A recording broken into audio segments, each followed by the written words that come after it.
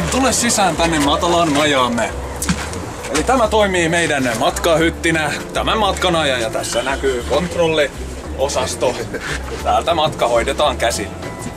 Täällä on näitä vähän sohvia ja muuta sisustuskamaa, eli pöytiä, tuoleja ja sellaista tyynyjä, vaatteita.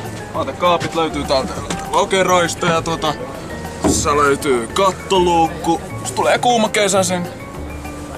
Tää on vähän ihmisiä nyt käymässä, mutta tosiaan. Krisu ottaa tästä sitten yli. Terve, terve. Mä tulin just suoraan keittiöstä tekemään sitä ruokaa, mikä nyt kyllä jäi takalukkoon. Meillä on mainio keittiö, sieltä löytyy vessa, pesuallas ja suihku. Ja täältä löytyy myös läheltä heti meidän telkkarikin, mikä on Volvon merkkinen telkkari. Ja tässä on meidän pennut. No niin, eli matkalla Hesaan. Tässä on vielä reilu tunti jäljellä ja kohta me mennään linnatuulen alta. Eli Puolaan päin ollaan menossa. Hyvä on mieli kaikilla, paitsi ehkä jollain nukkuvilla sieluilla. Mutta hyvä tästä kyllä tulee. No niin, eli rullarappus ja tässä mennään ylös, että kyllä hyvä fiilis.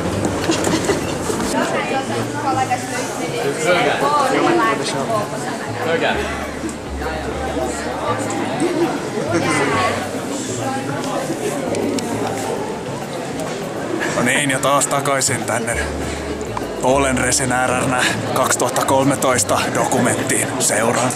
Eli tässä on Gate, Star, Superstar, Destination, Tallinna, Departure, 13.30 ja Tute Sif on 13.10. Siihen mennessä. Niin palaillaan. Ihana laivan tuoksu. Ja Ryneen sätkän ja vanhan alkoholistin sekoitus.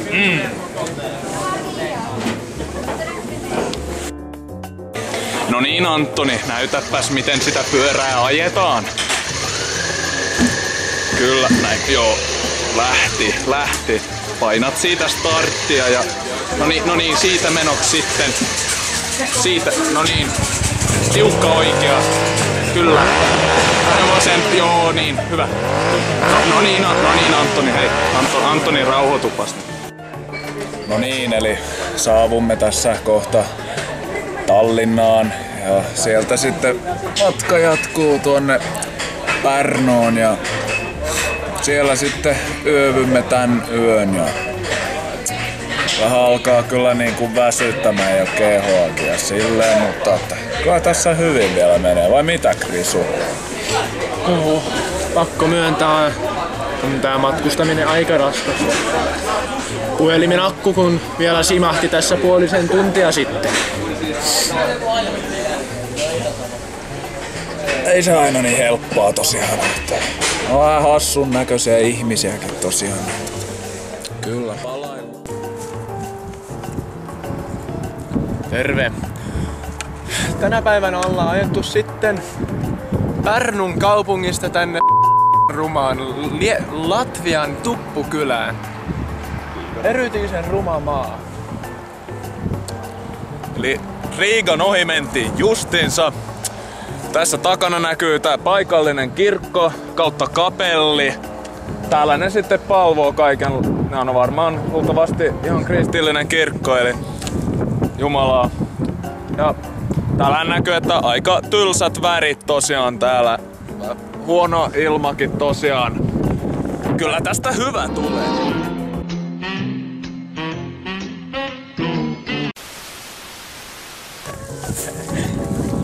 Eli Puolan rajan yli saavuttiin justiinsa ja niin kuin näkyy, niin täällä on aikamoinen jono rekkoja, linja-autoja ja muita autoja. Syytä ei vielä tiedetä. Elikkä saatiin selville, että rekka on ajanut ojaa. Joo, täällä nyt vielä otellaan ehkä puolisen tuntia, mutta... Joo. Nimittäin puoli tuntia ollaan jo otettu, mutta oli kyllä aikamoinen helpotus tosiaan, kun saatiin tietää, että mikä siellä kestää. Palaillaan.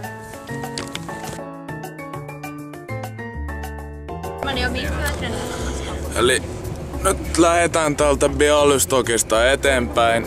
Bialystok oli ihan siisti mesta tosiaan, että tosi hakaa ruokaa kyllä löytyy. Pizzahutista. No niin, saavuttiin just tänne Krakowiin. Nukutaan hostellissa, että laatuluokka on ehkä vähän semmonen tavallisempi, mutta ihan nättejä huoneitahan täältä löytyy kuitenkin. Tuplasängyt ja silleen muuten ihan perus. Kato, Krisu. Joo, ihan miehekäs armeija-fiilis tulee tosiaan.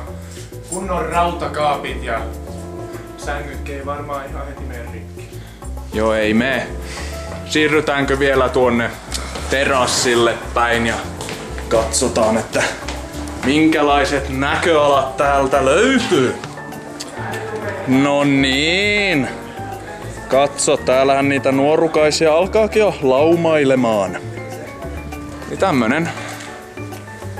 tämmönen ois tää asuinalue. Onko kommentteja? Mihin me ollaan menossa, Krisu? Kaupungille varmaan.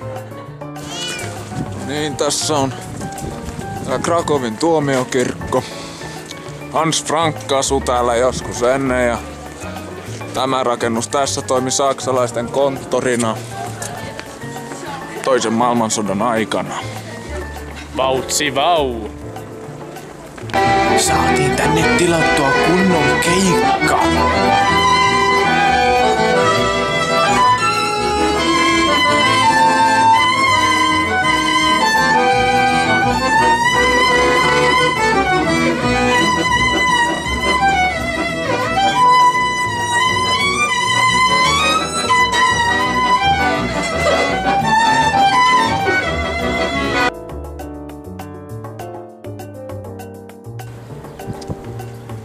Dobry piękny случай. Wiersonok stylu Bylonia Savovite. Dzisiejsemi Auschwitz, Tovetsiek Kaje. Eli hyvää huomenta kaikille kauniille ihmisille. Nukuttiin hyvin hostellissa ja nyt mennään Auschwitziin ja siitä tulee jännittävää. Tuolla päin on sisäänkäyntiä. Vähän kuumottaa, että mitähän siellä oikein löytyy.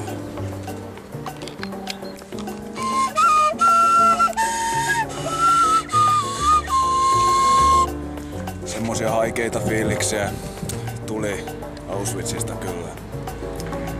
Aika sellainen haikeaa periaatteessa, että ei siellä nyt naurattanut ainakaan, mutta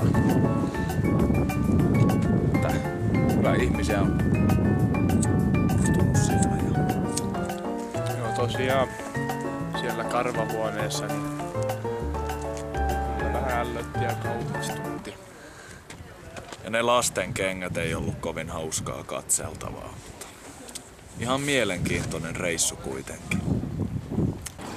Ollaan menossa Vielitskan suolakaivokseen. Siellä ollaan sitten 3 tuntia. Siitä tulee varmaan tosi kiinnostavaa.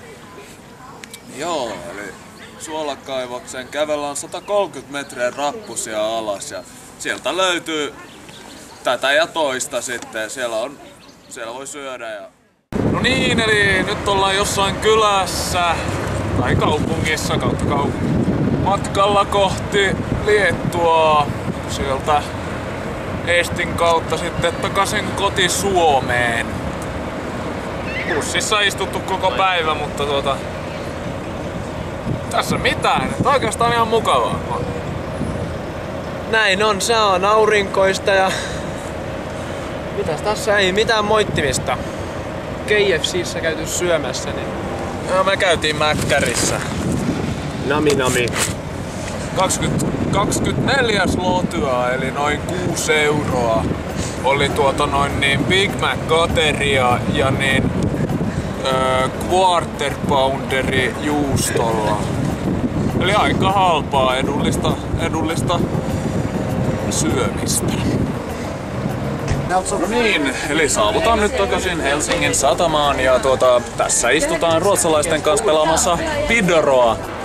No niin, eli matka lähestyy loppuaan ja täällä Juustoportin edustalla seisotaan tässä vähän kahvia hörppäämässä. Ja paljon ollaan tällä reissulla kyllä nähty, että muun muassa Auschwitzin vankileirit ja Bielitskan suolakaivokset. Bialystokin yöelämää vähän nähtiin, Varsavan katuja vähän kateltiin siinä ja oli Mainoa täti, joka vähän selosti, että mitä siellä oikein on tapahtunut historiassa. Näin on näreet.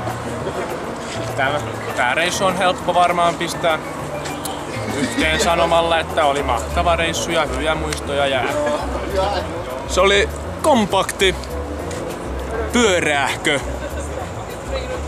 maukas, mutta kuitenkin aika pakattu. Joo. Let's go fishing.